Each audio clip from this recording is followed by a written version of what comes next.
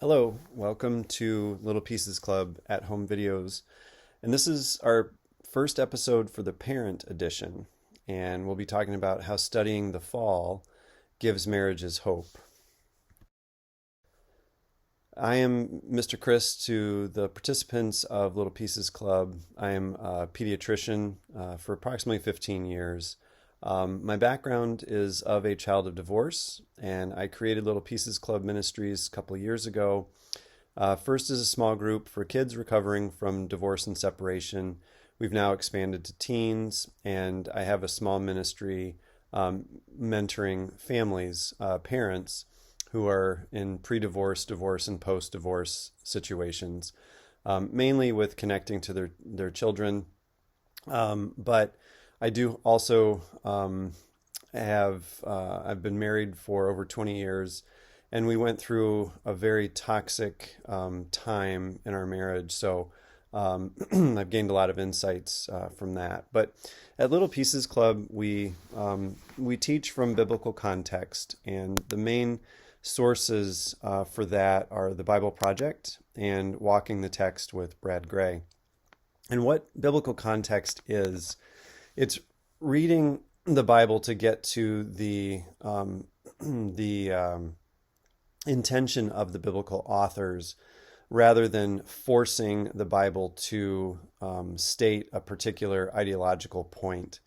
And so we believe at Little Pieces Club Ministries that the basic message of the Bible is a relationship blueprint for understanding how to love God, self, and others while reassuring us that we matter to God despite the suffering all around us. And in one very important way, it is a manual for our grief, for our losses, large and small, and mainly helps us through the idea that we matter and that we're loved, even though God is the center of the universe, not us, and grieving the fact that death to self has to happen is mixed into the Bible. So that is, those are the touch points that we always come back to when we're talking about biblical philosophy. So this is how you can contact us. We have a public-facing Facebook group with all of the videos that we've produced for home consumption. And then also there's an email there. I do have Twitter, Instagram, and TikTok handles, but admittedly right now they're not used very frequently, but they are there. But please feel free to reach out from the email point of view if you have any questions. And as we get going on this parenting video, or a video made for parents, I just give you this warning. I'm a broken human trying to help broken humans. I do not claim any particular height of authority. I am just a pediatrician trying to help people in these tough times of life. If you're experiencing abuse, you need to get help. Part of what I do is help people find a way through toxic behaviors, but that does not mean that I'm saying to stay in an abusive situation. It's a personal decision that we'll talk about a couple of times, how to go about thinking through that idea. And this is perhaps maybe the best way to start is going to be on this next slide. So it wasn't long ago that I was at my stepfather's funeral, and I heard Ecclesiastes 3:1-8, very, very famous biblical passage. There's a time for everything and a season for every activity under the heavens. And then it lists out two polar opposites. In doing work with families going through separation and divorce, the main question is, do we divorce or do we stay together? So separation and divorce have their place and time, but so does fighting for a marriage. Those are the two polar opposites. And so God's wisdom is knowing what time it is. And to go along with that, what you can do. And if you don't have anything different to do, then it becomes problematic. So hopefully through these discussions, you will find some insights into things that you can do differently or view differently. And what prompted this was a conversation. It was I met a man who is going through very, very hard times in marriage. And he just had the thought that everybody tends to have, which is, what can I do to fix my spouse? They are awful. So hang with me throughout this video and we'll try to approach that question and give you some suggestions. But given my experience and background speaking with the families of Little Pieces Club and those who have reached out, there are very common themes when marriages are not doing well. One author that I like really calls this the crazy cycle, where people just get more and more toxic and it doesn't seem to be any way to get off his crazy cycle, as he calls it. That's Emerson Eggerichs. So marriages in trouble have no shortage of toxic behaviors. And so we need to focus beyond the idea of what you can do and how bad your spouse, or what you can do to fix your bad spouse. And so today we're going to start with really teasing apart what happened in the Garden of Eden and seeing some very, very common themes that we can address all together. What we do in Little Pieces Club small groups is, before a lesson, we check in with our elephant. This concept is from psychological literature, is called the rider and the elephant. And that's our rider is our, adult, rational thinking mind, but it sits on top of this somewhat irrational, emotional animal, which we'll call the elephant. And so what we do is we just take a moment to invite the elephant to share with us how it's feeling. And so when it comes to Adam and Eve and our marriage, does that story have any bearing on your marriage? So on one end of the spectrum, has nothing to do with my marriage, or on the other end, I can see reflections of them in my marriage, or somewhere in the middle. And the important point on looking at this spectrum is that all you're doing is checking in with yourself. You're not, there's no right and wrong, but we'll be getting to that. So it's no secret that women can and do feel victimized in marriage. And in defining a major problem in marriages, that's one person feels victimized by the other. So please realize the theme today is defining good and bad and its relationship to people feeling victimized in marriage. And we'll see in media very frequently how men exploit women. I'm from MSU, and so I had a front row seat to the culture that brought forth Larry Nassar. So I do have a bit of a deep background in the area. So I am absolutely not denying any reality at all that men can prey upon women. And I have 2 daughters, and I want them safe.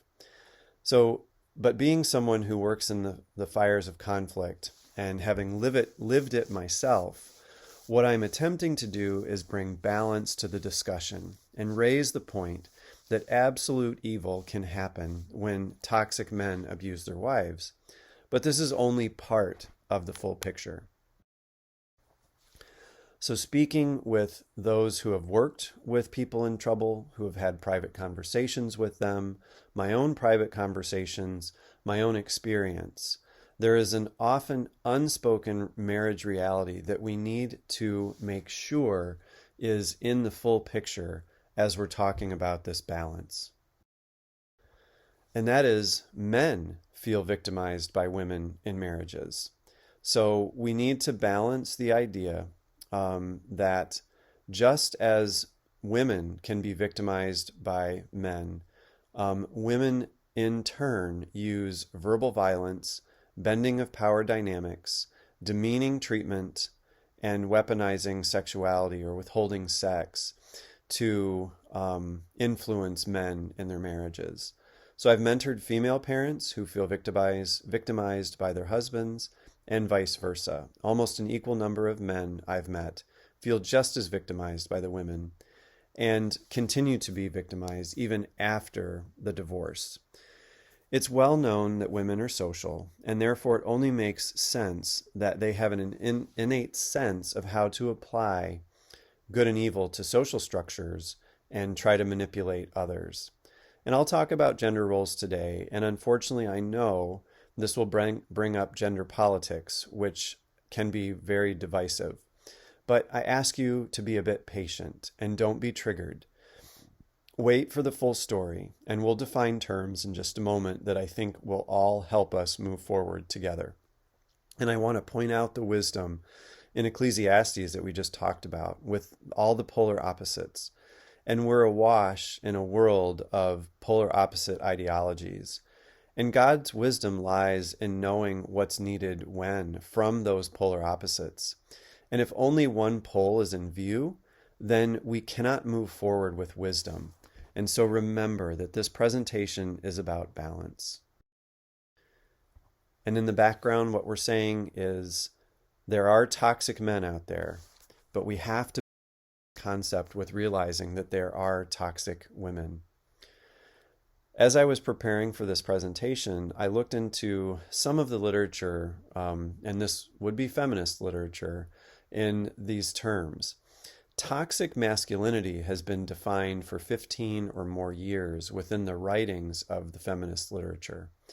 When I tried to look for the same concept but yet opposite, toxic femininity, it is all over the map.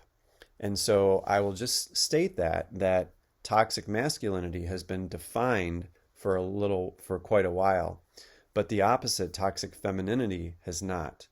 And so we're going to run that thought in the background of what we're talking about today.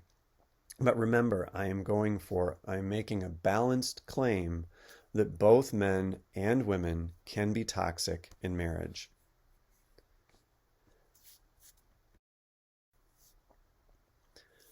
So just to kind of state that this has been around for quite a while, Pink Floyd in 1979, in their kind of epic / classic work of The Wall, pointed out in a song that it was well known that women in their area would treat men terribly. And this was growing up in a somewhat poor working class area. And I just say this as a counterpoint to a lot of what we're seeing in the media about men victimizing women. And again, I'm just trying to bring up the fact that we need to have balance. And I will not be picking on women in this video. Again, it is balance. The reason I'm bringing it up first is that as we get into the story of Adam and Eve and look at what actually happened, they mentioned that Eve and the serpent had the conversation first. So that's why I'm bringing up conceptually women first. But I want to talk very clearly about the power that women have. In our current culture, we do talk a lot about victims, and we should honor them. And again, coming from MSU, watching the events of his abuse, doesn't even begin to talk about it, but the events that unfolded, it is very, very important that we honor victims, and that's why we call them survivors. Importantly, we also need to learn from their story and to figure out what in the culture helped allow him to thrive. So talking about victims is very, very important. But there is a power that women have, and this that they need to realize is there. And that is spoken about biblically. And we can see the biblical authors pointing us to this power in several instances.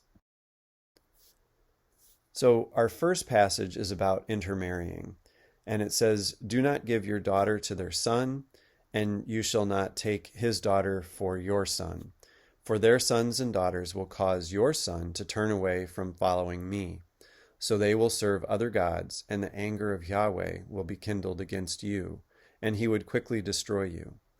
And then from the story in Kings about Solomon, we see the biblical authors setting up Solomon as the richest man alive and the most wisest man who received his wisdom directly from God himself.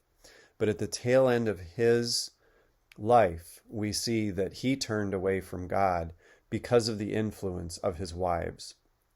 And so in this context, I do want to shift away from the idea that in these passages people were shifted away from loyalty to God.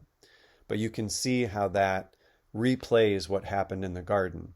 But what I want to focus on is the fact that there is that power to do that in the first place. That power and influence in the roles and lives of married couples is very, very important, and what we're focusing on today. And very quickly, we're going to see that power put to good use in the New Testament. So in 1 Peter 3:1, we see, wives, in the same way, submit yourselves to your own husbands, so that if any of them do not believe the word, they may be won over without words by the behavior of their wives. So in the Old Testament, we see people led astray by the power that a wife has over a husband. But now we can see that even a wife can win over her husband to God with behavior becoming of a Christian woman. And so, again, we see this power that women have. And with any power, it can be used for good or for bad. And just a quick question, raise your hand if you think sex has something to do with this. So as we look at the story of Adam and Eve, what we see is what is the biblical authors trying to convey to us several things. But what we're going to do in this discussion is to decide to take at face value the gender roles that are included in the Adam and Eve story. So let's take it as significant that Eve was who the serpent spoke to first, and significant that Eve took and ate the actual fruit of knowledge and good and evil first. So if we do that, it raises the question to meditate on that do women have a certain vulnerability in this area, that the serpent decided to go after her first? And is that desire tied to a natural and innate desire to determine good and evil, or good and bad? We see also that God endowed both the participants in the garden with the ability to choose and alerted them to the consequence in a spiritual sense of what could happen. And that from the male side, Adam stood by and watched. He didn't even protest or speak up. He failed at his ability to do leadership and lead his wife towards God. He was more loyal to his wife than his God. And as I said earlier, we saw Solomon fall to the same idea. So we see this powerful influence towards disloyalty by a woman and a man who failed to show loyalty and leadership. So let's take a look at current events and what's known about our modern world. So with the modern power of women, if you do just a little bit of searching, what you'll find is that 70 to 80% of divorces are initiated by women. And another fact to go along with that is about 70 to 80% of divorces, when researchers look at it, do not need to happen. They are in circumstances where good and thorough counseling and hard work can get people past the toxicity and into a much happier place. Only about 20 to 30% of marriages that end in divorce do so due to physical abuse and severe abusive situations. So I bring that to show that even though this discussion is centering around balance, that the biblical authors, in pointing out Eve's role, might have been onto something as we look into our modern context. So this idea of determining good and evil is important because when people do that, what we get are ideologies. And ideologies are what impose a cultural idea of right and wrong on various groups. So, for example, there is an ideology that's prominent that holds seemingly that men are the problem, men are violent, men are sexual pigs. So in truth, men can be the problem. They can be violent, and they can be sexual predators. But the question is, are all men to be viewed with this same lens? And so one additional question to meditate about is, if there is a man who doesn't fit this category, but is only looked at through this lens, how will he feel? If he was patient, decent, and kind, but treated as if he was a monster, how would he eventually react?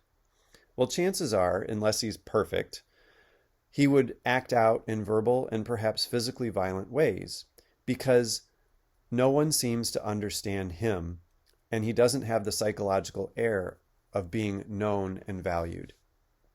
And we can see now that there should be room for other right and wrong lenses. So we can turn the tables a little bit and ask the question, what role might women play in marriage dynamics? Can women demean men? Can women withhold sex as a weapon against men? Can women bully men more socially than physically? In fact, I see this reflected in my conversations with parents in pre- and post-divorce situations. I see it in books written by experts frequently, and in conversations of folks who also deal with those that are in trouble. And one person even pointed out that sitting with women even years after they chose to divorce, that they actually sit, some can sit and regret that decision, realizing that that husband really wasn't that bad. So with all this focus on women, with all this focus on these paradigms and ideologies on how bad men are, it raises some additional questions about the family. And this is what I'm most concerned about. In its extreme, if an ideology is so anti-male, anti-man, what about fathers and daughters? So if an ideology feels that men are horrible and people begin to internalize this ideology, then kids have no idea what to think. And even men might not know how to think about themselves. And the problem is that we know that factually, that a legally bound couple is the best place to raise children. And for this discussion, I'm leaving out the LGBTQ issues.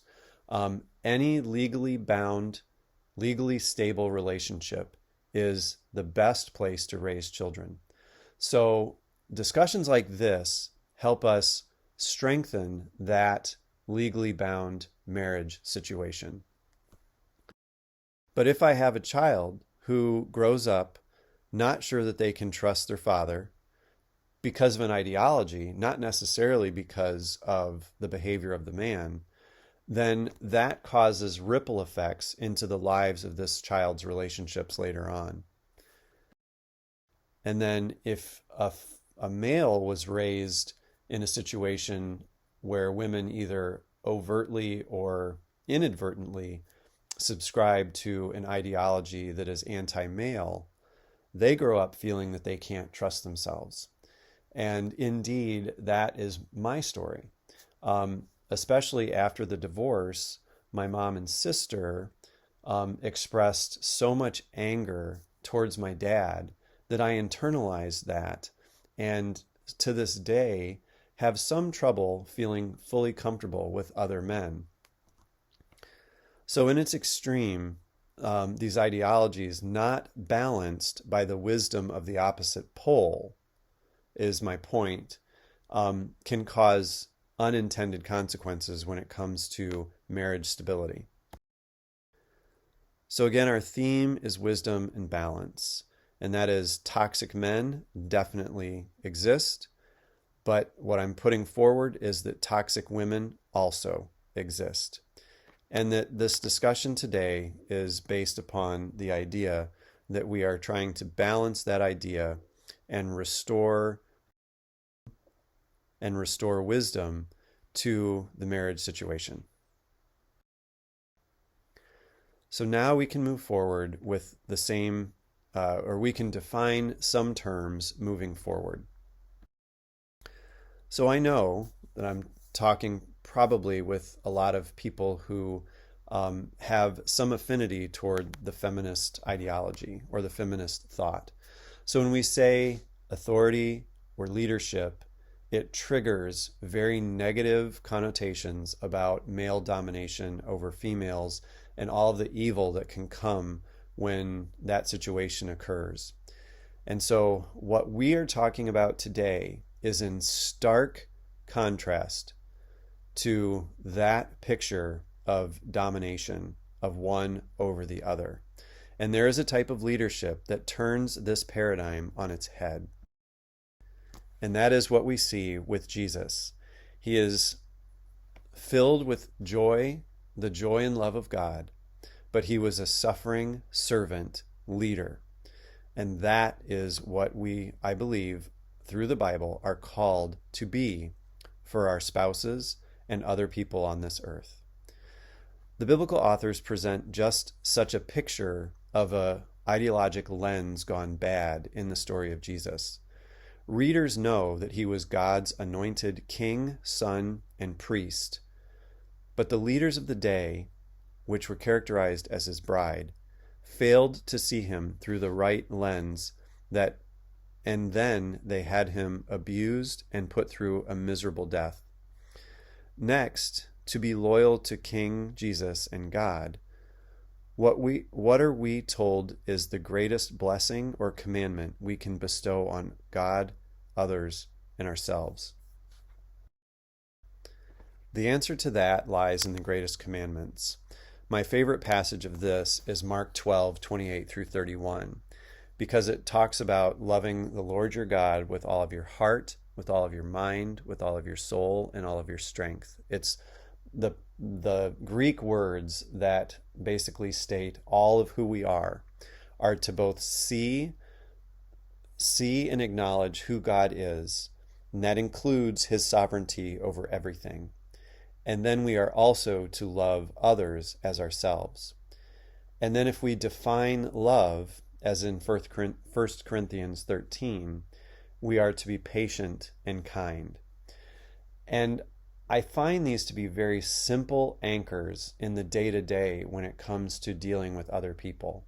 Because if you snap, if you hear something from your spouse and it causes immediate anger, that is not patient and that is not kind.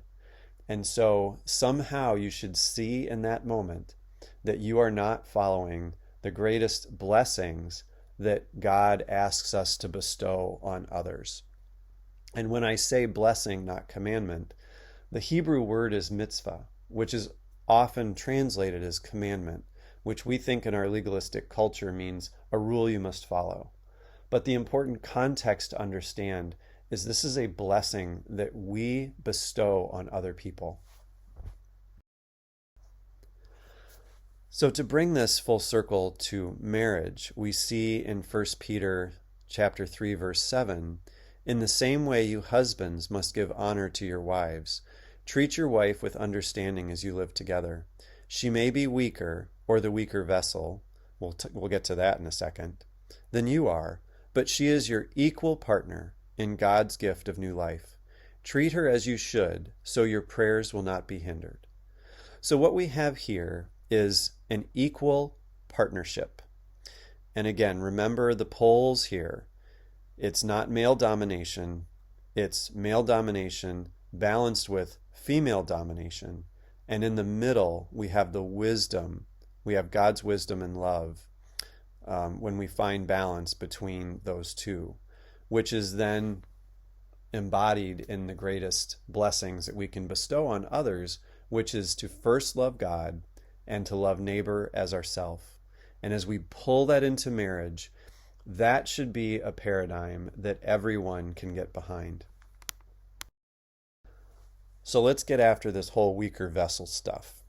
So, yep, I can hear the feminists in the background. What do you mean we're weaker and all that kind of stuff? Well, again, when you look at the actual words used, the word behind this weaker vessel can be interpreted, and I personally feel this is the best way to interpret this, is that it's the difference between a clay pot and one made of fine china. Women with the idea of being fine china are much more valuable, but also can be shattered, just like a woman can shatter under her husband's harsh judgment. So the key theme here is that we are equal. We are an equal partner. Men and women are equal partners in the kingdom of heaven, which was an earth-shattering concept at the time that the biblical authors were writing the New Testament, I might add. So we see that there is an idea that men and women can be different, and you cannot deny the genetic differences between men and women, and even the differences with how brains and language and social acumen develop between the two. But we can embrace those as two complementary things, which when come together when put together in wonderful, loving fashion, make something better than either can be on their own. So when we talk about love, when it's applied towards men, I would request that people make a concerted effort, especially women, to stop demonizing or defining right and wrong men for their biological hunger for sex. I will follow this very quickly with the fact that men need to master their behavior in periods of fasting when they cannot get sex. But the whole point is that sex for men, they feel loving, it's a bonding experience, they feel acceptance, they feel cherished by their women, and they're able to be much more calm and focused on their family, and it builds their sense of identity within a marriage. Unfortunately, we live in a hypersexualized world that is very, very tough for starving men to keep everything under control. And I'm not giving it any excuses here. We need to do better keeping our sexual appetites under control. And we'll get to that in a minute. But when we talk about the woman's experience, it's very clear, reading literature and those that experience working with people, that sex is a different priority for women than it is men. And the way that I've heard it described is that sex for women is more like just sex. It's pleasurable, but it's not a high priority. The bonding, the benefits that men yield from sex are different than what women do. Women bond through conversation, understanding, statements of acceptance, and value that are more social in origin. So I heard one author talk about the fact that women should imagine, if you're in a married relationship, that once a month for about a week, a man does not have to listen or converse with their wives. Just think about that for a minute.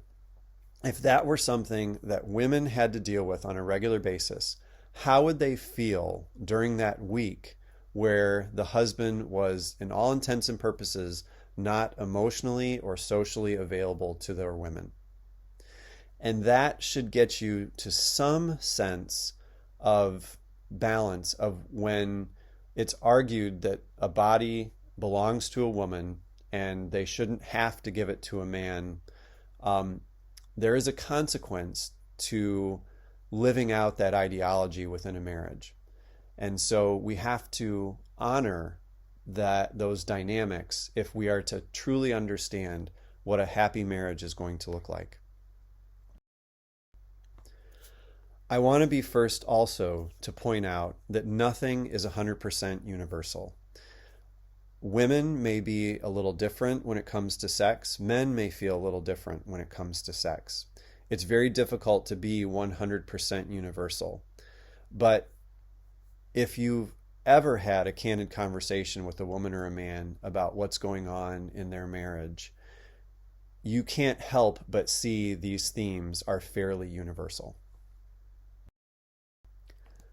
So now that we've defined some terms so that you understand when we talk about leadership, that we talk about the greatest commandments, the greatest blessings, that we're talking about love and loyalty to God and helping people stay loyal to those precepts and to that love. So now we come to the example that sort of got me thinking about this whole presentation in the first place. This quote got me thinking. It's from a man who has been in a marriage, a very toxic marriage or a toxic situation for a very long time. And in a recent fight, he was trying to go to a family get-together that she did not want him to go. So she made the statement that if you go to that event, you don't love me or the kids. So as I pondered the situation, it brought me back to several times when our marriage was in its toxic state, its toxic season.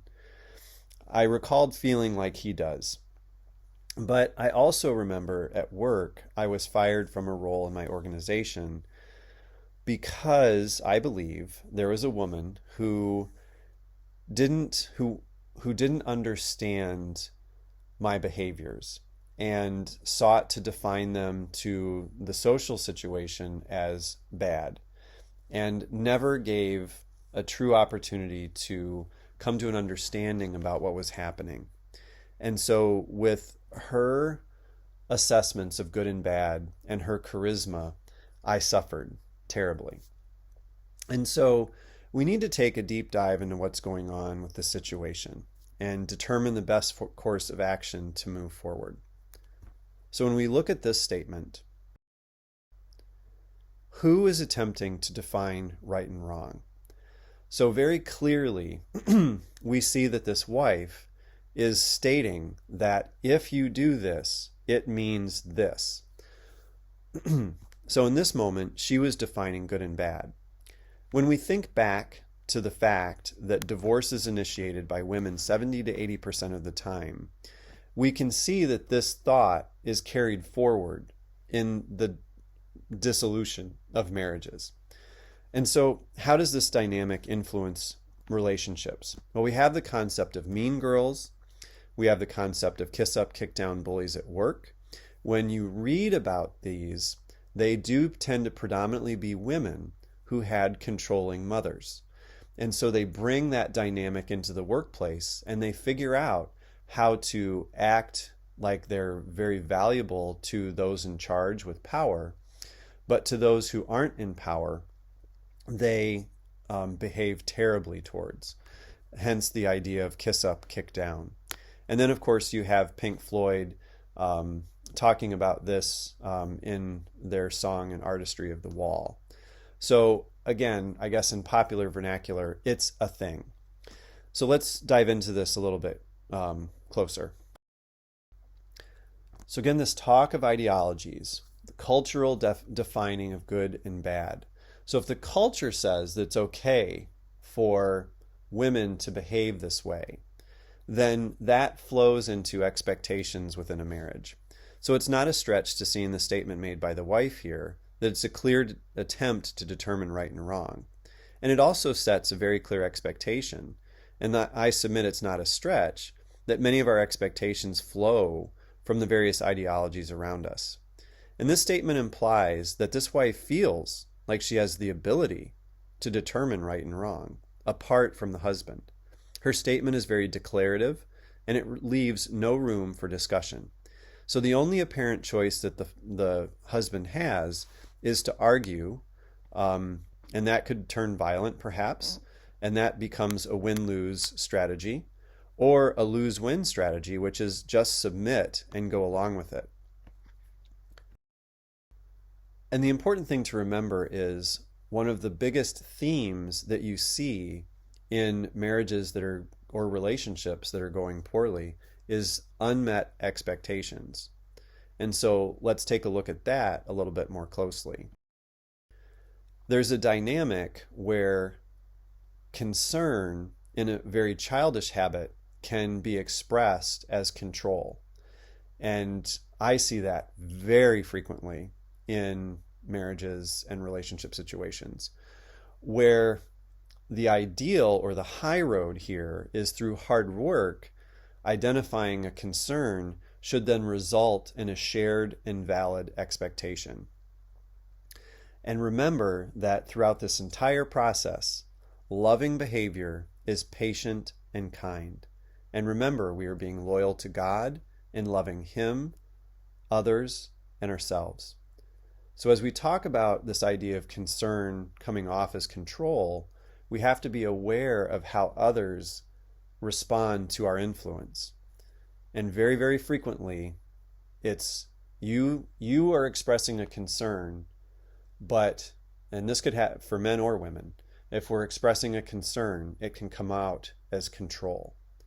And so we want to be open and honest and make sure that that's not what's happening. From the work of Peter and Jerry Scazzaro in their Emotionally Healthy Relationships course, they define a valid expectation as follows. It's conscious, it's realistic, it's spoken, and it's agreed upon.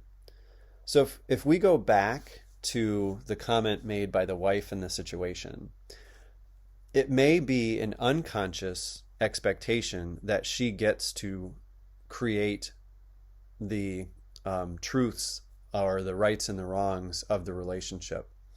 Is that realistic? If marriages are win-win, then that means there's going to be shared expectation creation.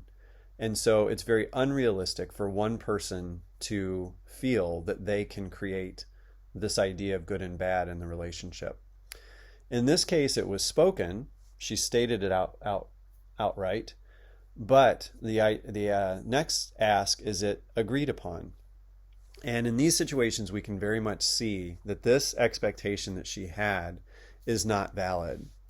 And so, again, from the previous slide, the hard work in marriage is owning your cultural history or your me expectations. What do I expect out of the marriage? And being able to lay those down. That's the self-sacrifice that has to happen in marriage. But then that's replaced very quickly by forming valid us expectations. And that is choosing to redefine good and bad with your spouse and God.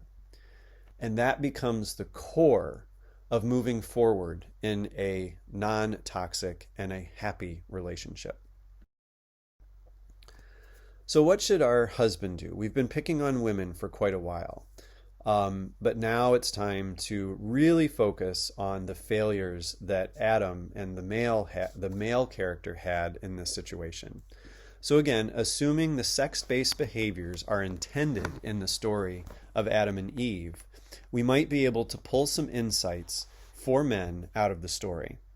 So Adam watched as Eve disobeyed God. He chose loyalty to Eve and failed at even attempting to influence Eve through his leadership.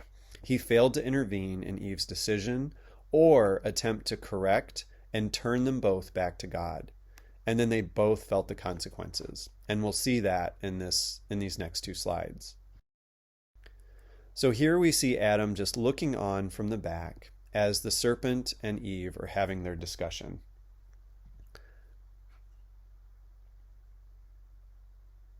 And then finally, when God comes into the garden, this is what we see next.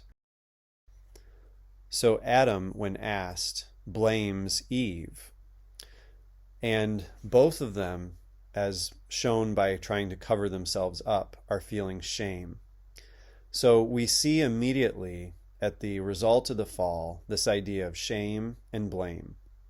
So when he fails to speak up and act in loyalty to God, we see this, and the question is, does this sound pretty familiar?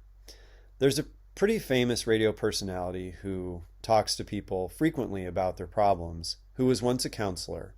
And in her writings, she wrote that she has never had people present for couples therapy and come in for counseling and say, you know what, I am the problem. As a matter of fact, everybody looks at the other person and points fingers and says, nope, they are the problem. So remember, everybody thinks the other person needs help. And what this person does in counseling is almost immediately turns people towards the fact that they have choices that they can make in response to this other person that they think is acting in evil and toxic ways. So to restate that, even if the other person that you have married is mentally ill and unstable, you still have choices in how you can respond to them. You can choose to control your own temper, to be patient and kind, and lead with courage. And so the question next becomes, where do we learn this courage and self-control? So we look at Psalm, God is our refuge and our strength, and a very present help in trouble. But my God shall supply all your needs according to his riches in glory by Christ Jesus. In another psalm, but they that seek the Lord shall not want any good thing. And then here we see in Exodus the commandment for not creating idols, because God does not want us to turn away from him. And so this is God's instruction to us to help turn us back to the relationship that we had with him in the Garden of Eden, where we walked side by side with God, doing the work that he wanted us to do. And this is a blessing that is available to us. This is not a commandment that we must follow, even though we don't want to. The challenge is seeing this as a blessing and coming up with the fact here that God is enough. And we're going to pause here and think through what's going on. So in a toxic relationship, where do we go for peace and to realize that we are valuable human beings that matter? And that is, we go to God. We take our time in meditation and solitude and prayer, and we can start to unpack what our spouse's opinion means for our soul. If their opinion determines our happiness, we have elevated them above God and have idolized them. People have many reasons to do this. Oftentimes, people choose potential spouses because they feel safe in some way, they're able to replay a childhood hurt, or find a punching bag. All of these, I can tell you, are not valid expectations of marriage, but yet we move forward anyway. And this is why our own personal relationship with God, it needs to be there to act like our rock in times of stress and trouble. Remember, we are broken human beings that are marrying broken human beings. So to expect them to be our everything is not realistic, and therefore not a valid expectation. There is more when we add the story of Jesus. I have been in this place. I have met Jesus in this place. Others have as well. And many listening to my voice right now are probably there at this point. When you feel spit on, despised, and dehumanized by the one person on this earth who is supposed to be yours in love, it is a terrible place to be. But what we can do is we can think of Jesus, think of him suffering on the cross with blood and sweat dripping from his brow, and truly meet him there and begin to ask, how did Jesus, who is supposed to be the new Adam, handle these situations? It starts with seeing what Jesus did on the cross. As any priest is supposed to do, he interceded for the person or the group that is known as his bride. His bride did not recognize him. They used their own determination of good and evil to mislabel him as a liar. And yet he stood up there and asked for the Father to forgive them, for they know not what they do. And what he was doing was putting them in a camp of unintentional sin. If you look back in the Old Testament, intentional sin was met with death. So he was taking the people who were killing him and telling God to not treat them that way. And then he provided a remez when he said, my God, why have you forsaken me? That wasn't just a statement of how he was feeling at the time. That was a remez, which is a very specific rabbinical tool to get people who knew the Bible to look back to Psalm 22. And if you read that entire psalm, you cannot help but be struck by the circumstance that the author was in, which mimicked Jesus up on the cross. And so they should have known at that moment that what they were doing was evil and not loyal to God. So what Jesus was trying to do was to turn them with his dying breath back to God. And that is, I believe, what we are to take with us into marriage, realizing that we are to play a hand, not be the determining factor, but to play a hand in bringing God's love to our spouses. Because if they are treating us with such terrible behaviors and toxicity, it is because their heart is so burdened with pain and toxicity itself from their past that it should just generate compassion in us. And God's power can help us take those times of toxicity and stress and strain. So don't limit your thinking, though. It may require separation, which could be temporary or permanent. Some of the best stories of marriage reconciliation happen from separations. So don't feel like you have to stay in the crucible at all times. You may need to separate to get some perspective, to let things calm down. These are things that you have to determine on your own. So when the new Adam or Jesus was confronted with women defining good and bad, what did he do? So his first situation that we see is the wedding at Cana, where his mother is asking him to do a miracle. And he pushes back and says, it's not my time yet. But she pushes forward anyway. And this has always puzzled me. But when I was going through the Old Testament, I realized what was happening. And that is, in several instances, people are allowed to bargain with God. So Moses is probably the best example and most well-known example, where he actually bargains with God and seems to change God's behavior. And in this setting, it's important that we see that this miracle was done for the glory of God.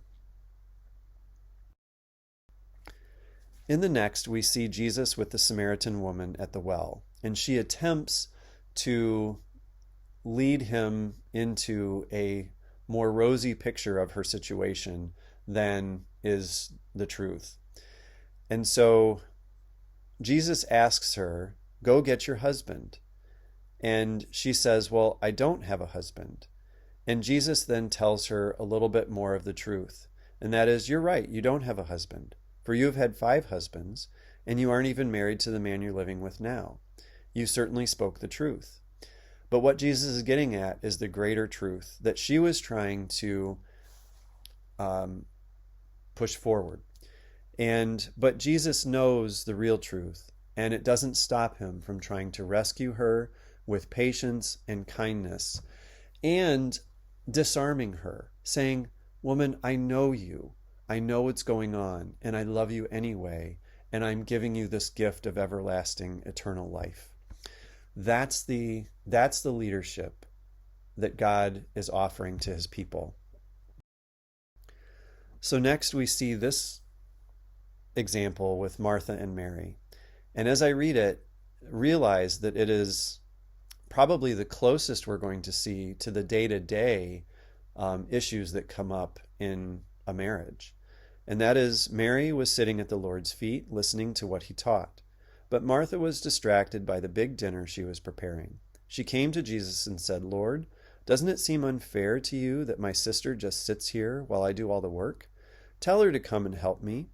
But the Lord said to her, "My dear Martha, you are worried and upset over all these details. There is only one thing worth being concerned about. Mary has discovered it, and it will not be taken from her." So Martha tries to influence Jesus with setting up a scenario where someone should feel guilty that they're not helping her. And if this isn't a picture of what happens in marriage a lot, I don't know what is. But again, if we ask what Jesus does, is he very gently, in very kind terms, instructs her in that moment about what's important and keeps her loyalty turned back towards God. So we can see that Jesus uses patience and kindness and discussion to be loyal to God, but also to show love and compassion for those around him. So when we come back to the verse from Peter, we see that in the same way, husbands are to give honor to their wives and treat them with understanding as you live together. She again may be the equal vessel, or the weaker vessel than you are, but she is your equal partner in God's gift of new life.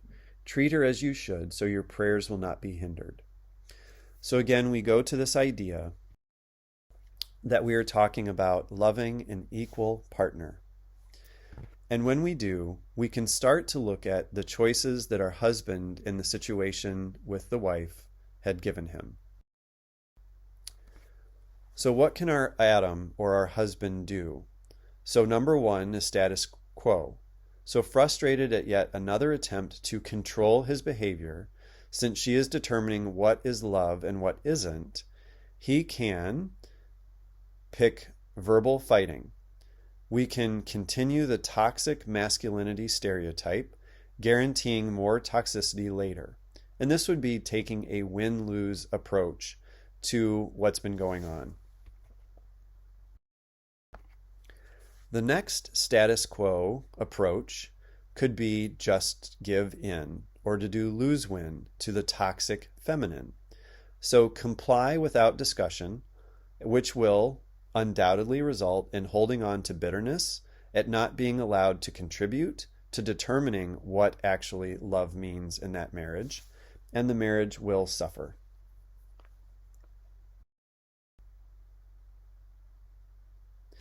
Before we get to our Adam's final choice, there are two biblical concepts that we need to look at.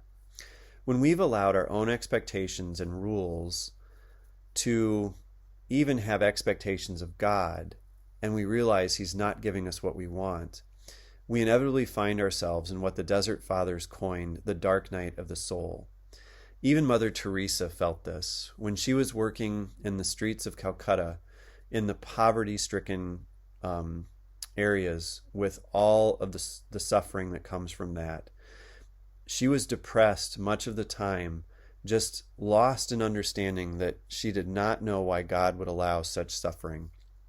And when we come face to face with the simple fact that God is in control and we are not, this is what we feel is the dark night of the soul.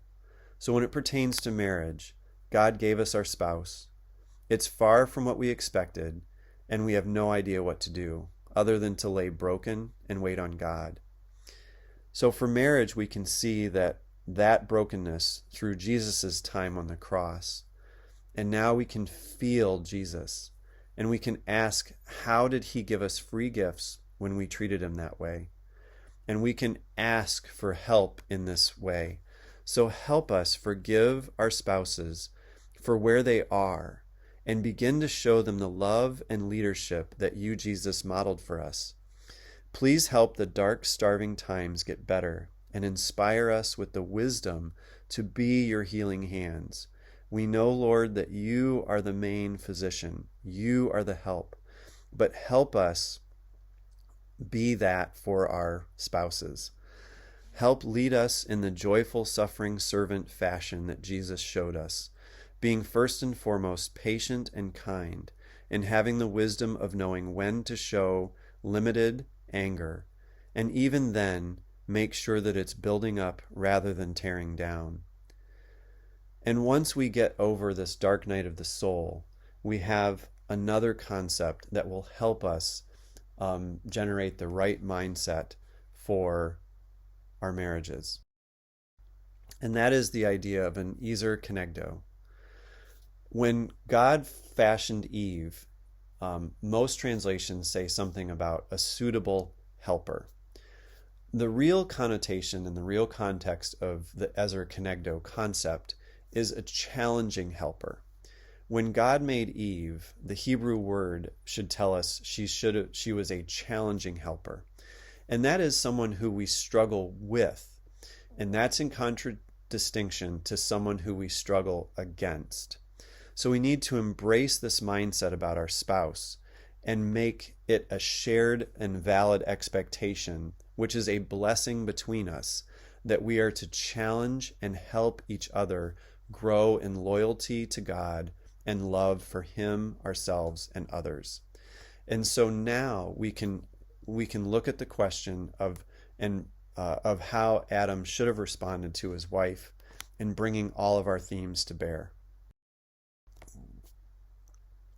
So we can first retreat to God and be reminded that He is loved and cherished and valued despite his wife's treatment, and thus feel closer to Jesus and find the strength to be patient and kind, and ask what the concern underlying the control is.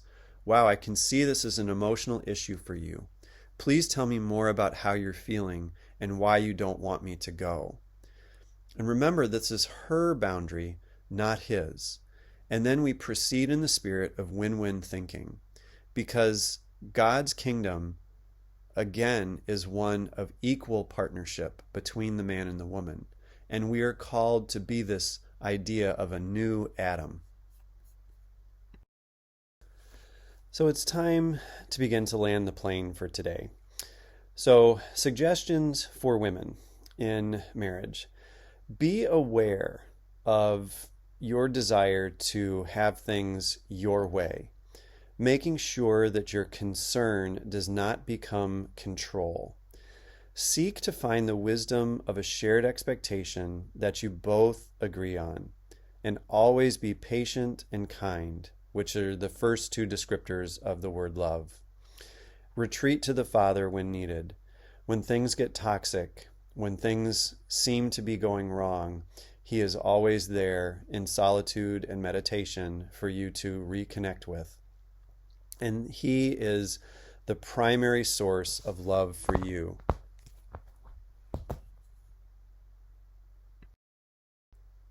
When Jesus was talking to Peter after he had denied him and allowed Peter to restate his love and loyalty to Jesus, He gave him the command of feed my sheep.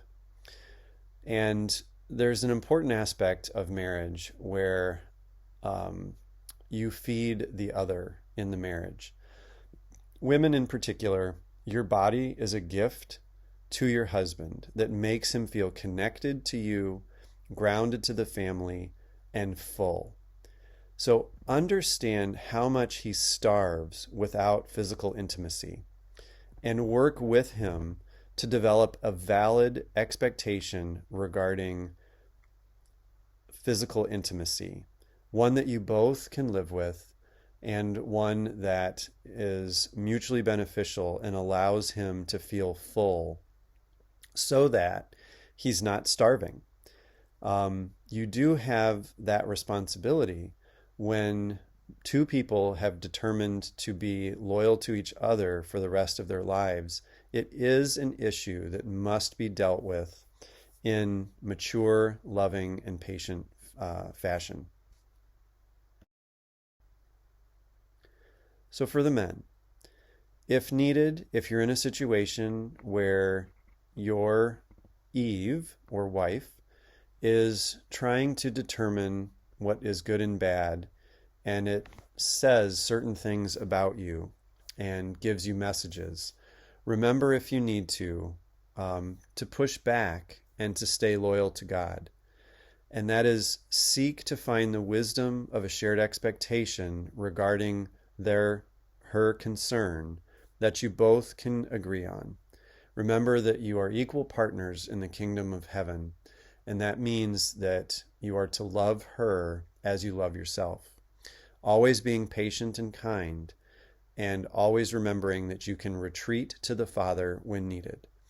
When you realize your wife has a certain view of you based on this determining good and bad, you can always go to the Father and realize that his view of you is of value, that you matter and are loved. And then from that center, moving forward with leadership, and that is joyful, suffering servant leadership of your wife. If there is a particular pain in her heart that is driving these concerns, that you can help her address those by showing her the love and value that God is teaching you. And in the same way, you have an obligation to feed your wife as well. Your opinion about her matters. If you have a harsh and judgmental opinion, she will feel that times 10. Seek to know her thoughts and feelings every day. Make and create space for her to just share and to not be corrected. Even if you disagree with her, learn to listen, make her feel heard and loved and cherished and valued and safe. Make a valid expectation with her about making sure she is fed by you. And that may be listening to her. She may know exactly what you need to do and be willing to give that to her. She may not know, and therefore you need to sit and study and see what brings her life. And that's part of what you need to do to feed your wife. Because marriage toxicity is from two people being starved. And if you realize that you can make her feel full, she will eventually turn and allow you to be made full by her behaviors as well. That's the hope of marriage that we're talking about today. So like I said, there is hope. And if you wish to read a book, one by Layla Miller, who is Catholic, but she talks about impossible marriages that were redeemed and that they didn't end the story in the middle. So you can see that there are many people that have redeemed marriages from a toxic place. So I just mentioned this again to say that there's hope. I'm not telling you that you have to stay in an unhappy marriage in the same situation that you are now, but realize that there are people that have gone through this and found happiness and peace and tranquility on the other side. Now, as I do for all of our LPC videos, I will end in prayer. All I hope is that this gave you some hope and some concrete directions in terms of thinking and mindset to pursue as you struggle with what to do with your current marriage. Please feel free to leave comments to the video and also to leave suggestions about things you'd like to see in future videos. Dear Heavenly Father, marriages can be hard and at times terrible.